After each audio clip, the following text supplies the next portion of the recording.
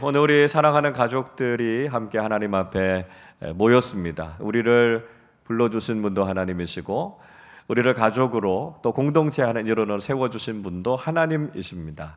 그리고 우리의 모든 목적은요, 그 귀하신 하나님의 영광을 올려드리는 일일 텐데요.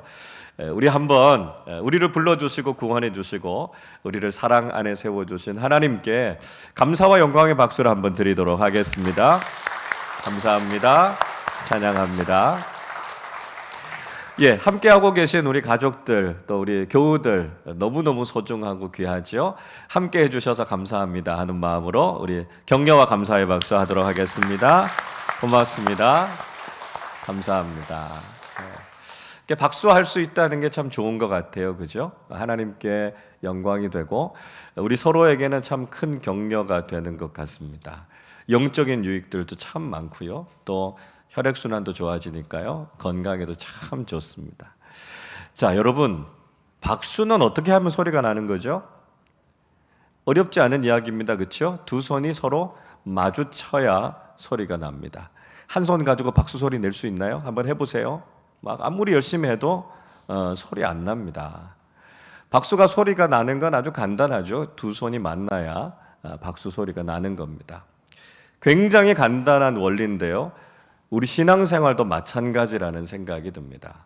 뭐냐 하면 하나님의 은혜와 우리의 순종이 같이 만날 때 신앙도 박수 소리가 나는 거예요.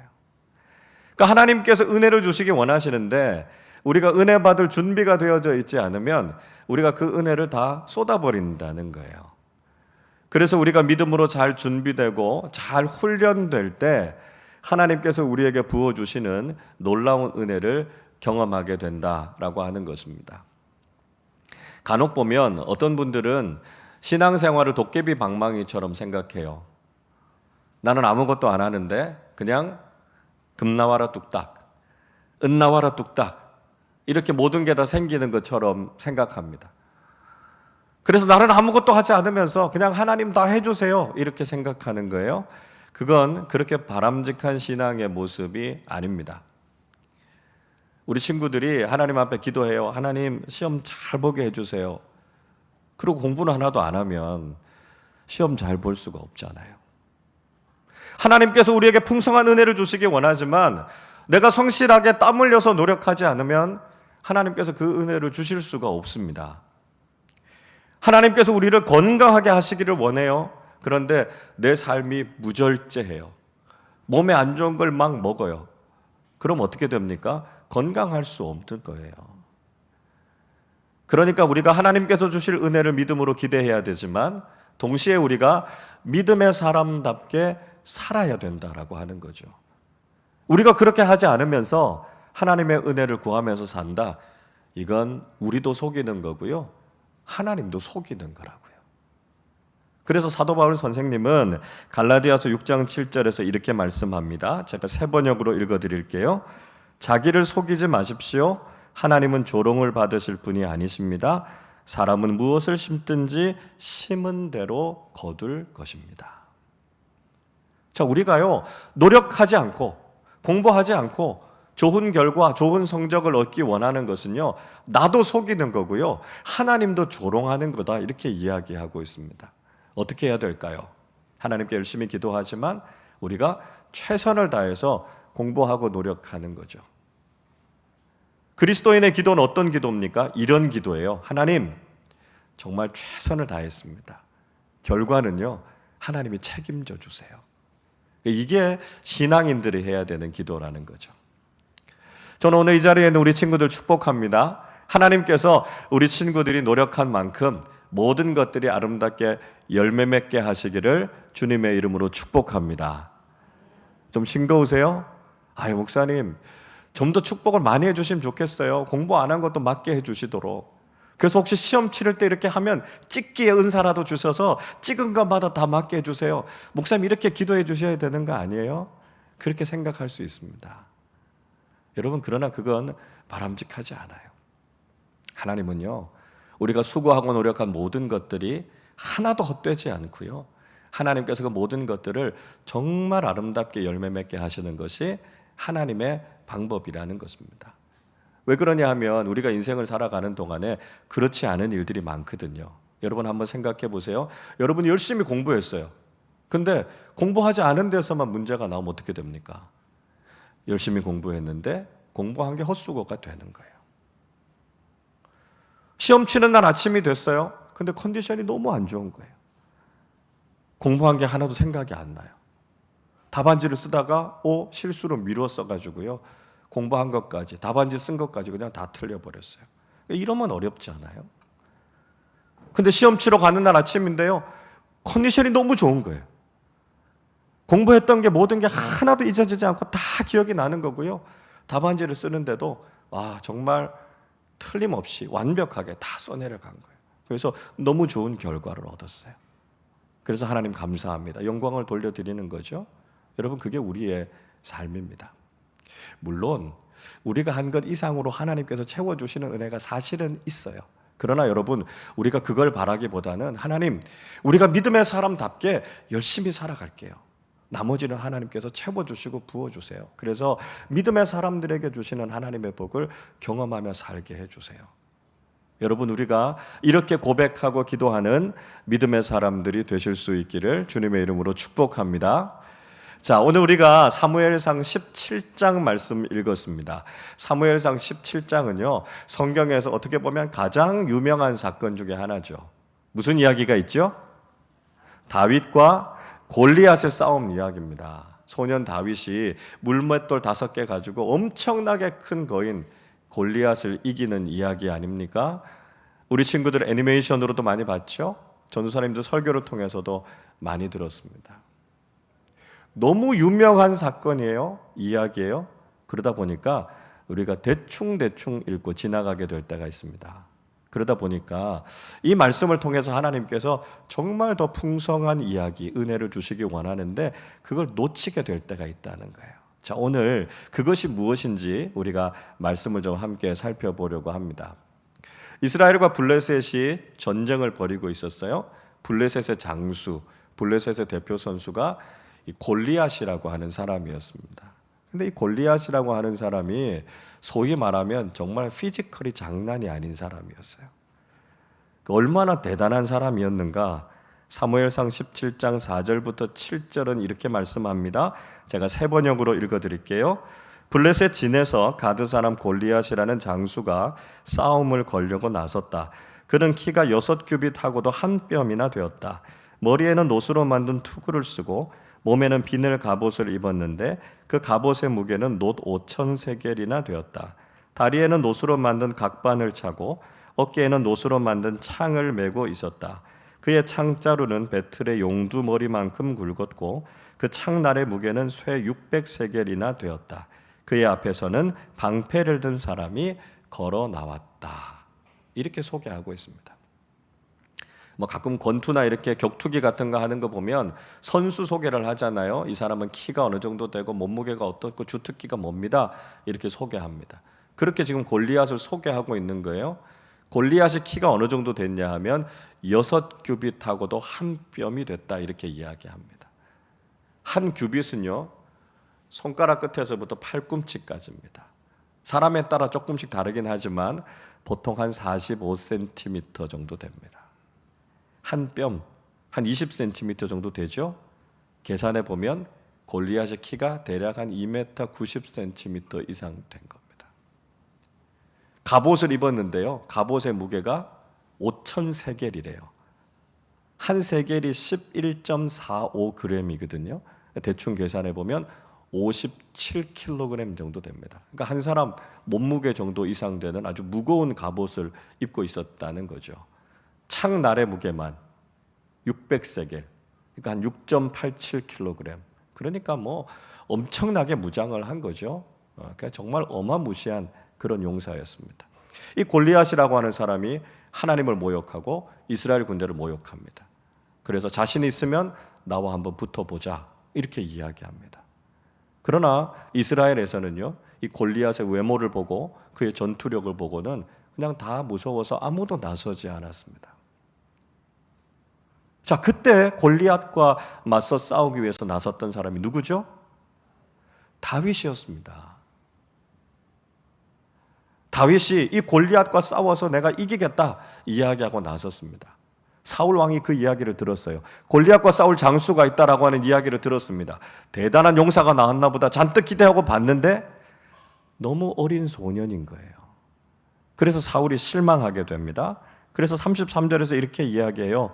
사울이 다윗에게 이르되 내가 가서 저 블레셋 사람과 싸울 수 없으리니 너는 소년이요 그는 어려서부터 용사임이니라 이야기합니다. 말도 안 된다는 거예요. 넌 나가도 못 이긴다는 거예요. 근데 다윗이 무슨 이야기합니까? 아니요, 저는 나가면 이길 수 있습니다 라고 이야기합니다. 자, 여러분, 이 다윗의 자신감이 어디서부터 온 걸까요? 근거 없는 자신감일까요? 그저 괜히 만용을 부려보는 걸까요? 아니요. 다윗은 자신이 가지고 있는 자신감에는 분명한 이유가 있다고 이야기합니다. 그 이유는 두 가지입니다. 하나는요, 다윗이 이런 싸움에 아주 잘 훈련된 사람이었다는 거예요. 그러니까 다윗은 훈련된 사람이었다라고 하는 것이죠. 다윗의 직업이 뭡니까?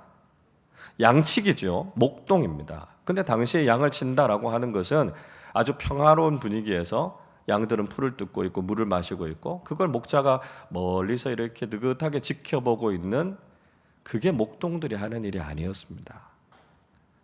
양을 치는 일은요, 생명을 걸어야 될 만큼 위험한 일이었습니다. 왜 그렇죠? 사자나 곰 같은 맹수들이 언제든지 양을 공격할 수 있었거든요. 그러니까 그걸 지켜야 됐습니다.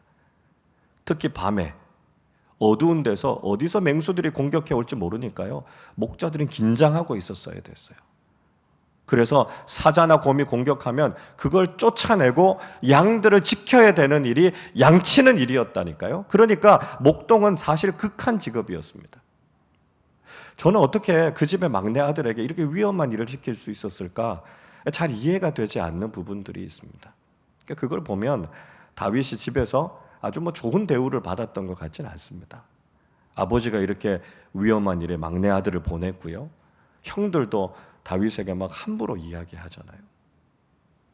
자, 그렇게 위험한 양치는 일을 하고 있는데 사자나 곰이 와서 양새끼를 물어가면 어떻게 한다고요? 생명을 걸고 따라가서 그 양새끼를 구해낸다고요.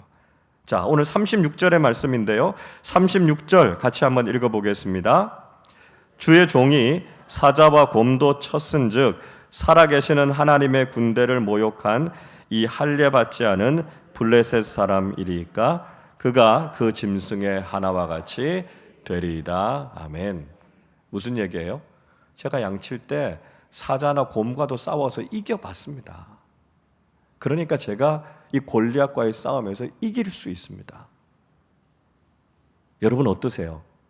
다윗의 이 이야기가 설득력이 있지 않습니까? 사자나 곰보다도 크기는 하지만 사자나 곰만큼 강하지도 않고 빠르지도 않은 저 골리앗이라면 제가 충분히 싸워서 이길 수 있습니다. 저는 그렇게 싸워서 이겨본 경험이 있습니다. 이게 바로 다윗의 자신감이었습니다. 자, 질문 하나 드릴까요?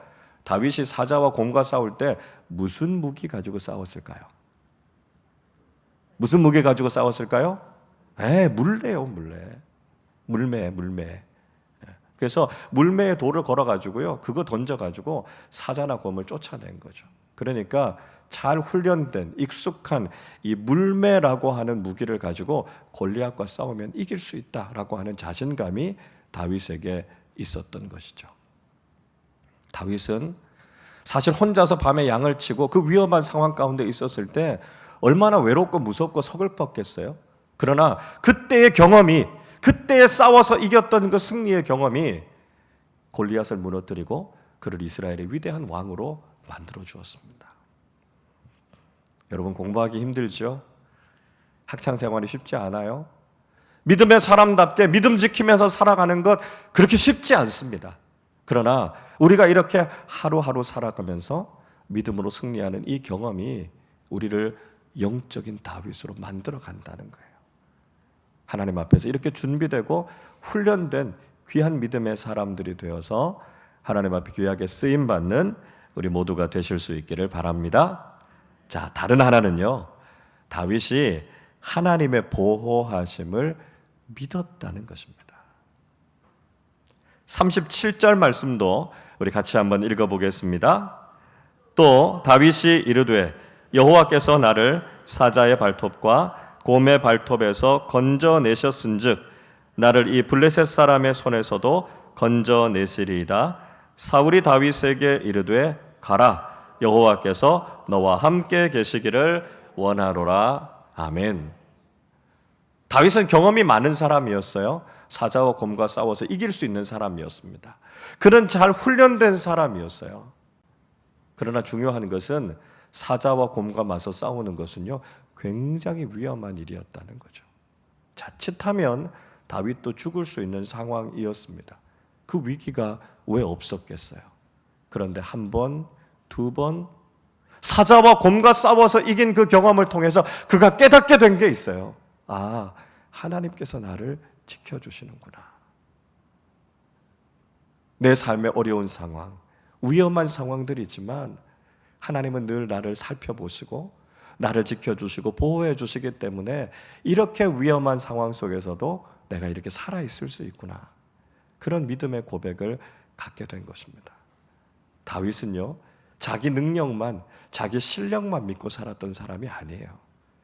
전능하신 하나님께서 나를 지켜주고 계시고 인도해주고 계신다라고 하는 분명한 믿음의 고백이 있었기 때문에 그 믿음의 승리를 경험하게 됐던 것이죠.